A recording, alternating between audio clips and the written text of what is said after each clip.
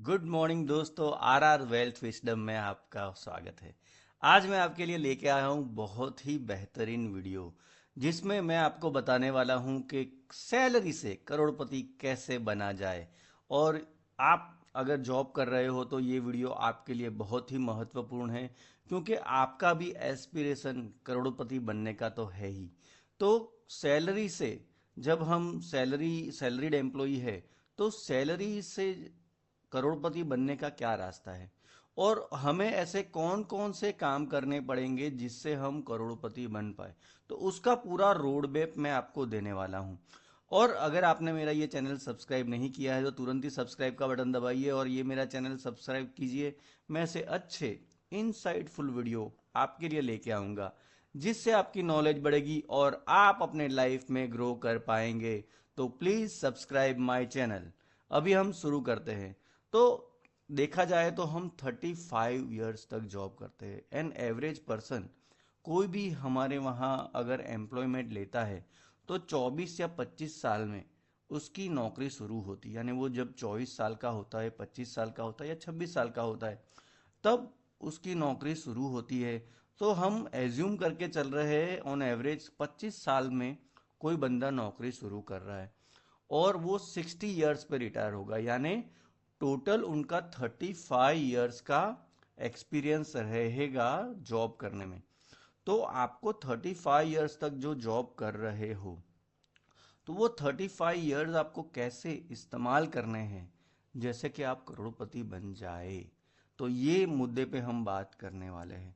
तो जैसे कि मैंने आपको बताया कि 35 ईयर्स तक हमको जॉब करना है, तो इसमें दो चीज़ें मैं आपको खास बताना चाहूँगा कि ये जो 35 ईयर्स तक आप जॉब करते हो, उसमें दो एजम्पशन मैंने लिए हुए हैं कि आपकी हर साल तनख्वाह बढ़ रही है और आप हर साल अपनी जो बढ़ी हुई तनख्वाह है उसमें से कुछ पार्ट इन्वेस्ट कर रहे हो। तो ये दो एजम्पशन लेके हम चल रहे हैं कि आपकी तनख्वाह हर साल बढ़ रही है और आप हर साल जो बढ़ी हुई तनख्वाह में से कुछ परसेंटेज उसमें इन्वेस्टमेंट के तौर पे आप करने वाले हो। तो ये दो एजम्पशन लेके हम चल रहे हैं। तो जैसे मैंने आपको बताया कि आप 35 ईयर तक जॉब करने वाले हो और 35 ईयर्स आप इतनी मेहनत कर रहे हो और आपको पूरा रोड मैप चाहिए कि उससे कैसे करोड़पति बना जाए। तो मैं आपको one by one, step by step वो बताने वाला हूँ कि जिससे स्टेप बाय स्टेप आप करके करोड़पति का रास्ता आसान कर सकते हो। ठीक है ना। तो फर्स्ट एंड फॉरमोस्ट, जब भी हम जॉब चालू करते हैं तो हमको करोड़पति बनने के लिए पूरा एक फाउंडेशन बनाने की ज़रूरत होती है। अगर आप फाउंडेशन अच्छा बना देते हो, तभी जाके आप ज़्यादा अच्छे से फाइट कर सकते हो और ज़्यादा अपना जो भी करोड़पति का गोल है उसको फास्ट अचीव कर सकते हो। तो फाउंडेशन स्टेप्स के लिए आपको हमेशा ये स्टेप्स करने हैं। आपको पीएफ में इन्वेस्ट करना है। अगर आप जॉब कर रहे हो तो आपकी कंपनी आपको पीएफ का ऑप्शन देती है, जो आपकी सैलरी में से बाय डिफ़ॉल्ट डिडक्ट होते हैं। उसमें आप वॉलंटरी प्रोविडेंट फंड भी करा सकते हो, जो आपको 20% ऑफ द सैलरी तक अलाउ होता है। तो PF and VPF is a very good option. उसके बाद आप पीपीएफ अकाउंट भी ओपन करा सकते हो। इसमें आपको ध्यान रखना है, इसमें 15 साल का लॉक इन रहता है, लेकिन इसमें काफ़ी अच्छा रिटर्न मिलता है। काफ़ी सारे लोग 1.5 लाख रुपए पीपीएफ में हर साल डाल के बहुत ही ज़्यादा उनका कॉर्पस इकट्ठा कर लेते हैं। एनपीएस की भी दो स्कीम आई हुई है, जिसमें आप, अगर आप प्राइवेट सेक्टर में जॉब कर रहे हो और आपको पेंशन नहीं मिल रही है, तो एनपीएस एक बहुत ही अच्छा ऑप्शन है। एनपीएस में आप इन्वेस्टमेंट करके अब सालाना पेंशन, जब आप रिटायर्ड होगे तो पेंशन के लिए आप उसका प्रावधान कर सकते हो। और अभी एनपीएस वात्सल्य करके भी स्कीम आई है कि जिसकी मदद से आप अपने किड्स के लिए अच्छी प्रोविज़न कर सकते हो। तो ये अपना बेस बनता है इससे। तो ये आपको ये बेस बना के चलना है। आपको पीएफ अकाउंट 100% खुलवाना है और उसको आपको कंट्रीब्यूट करना है हर महीने आपकी सैलरी में से। अगर आपका पीएफ नहीं हो तो आपको पीपीएफ में तो कर पीपीएफ नहीं है तो आपको पीपीएफ में तो इन्वेस्ट करना ही है। और उसके बाद अगर आपका ये बेस अच्छे से बन जाता है तो आपको ये देख दूसरे लेवल पे जाना है और आपको ये लेवल पे पार करना है, यानी आपको थोड़ा एफडी बना के रखना है फॉर योर इमरजेंसी फंड। तो इमरजेंसी फंड और कैश आपको हमेशा रखना है अपने पास, जिसमें आपके 1-2 साल लग सकते हैं बनाने में। रियल एस्टेट में आपको इन्वेस्ट करना है। Real estate will give you a lot of reduce your lot of anxiety on that. तो रियल एस्टेट में भी आपको इन्वेस्ट करना है। 10% ऑफ द पोर्टफोलियो आपको अपना गोल्ड में भी बना के रखना है। तो ये फर्स्ट लेवल के बाद सेकंड लेवल में आपको रियल एस्टेट सबसे इसमें डिफिकल्ट रहेगा करने के लिए। इसमें आपके 10-15 साल लग जाएंगे रियल एस्टेट बनाने में। अगर आपके पास घर है, घर नहीं है तो आपको एक अच्छा सा अपने लिए, अपनी फैमिली के लिए घर बना लेना चाहिए।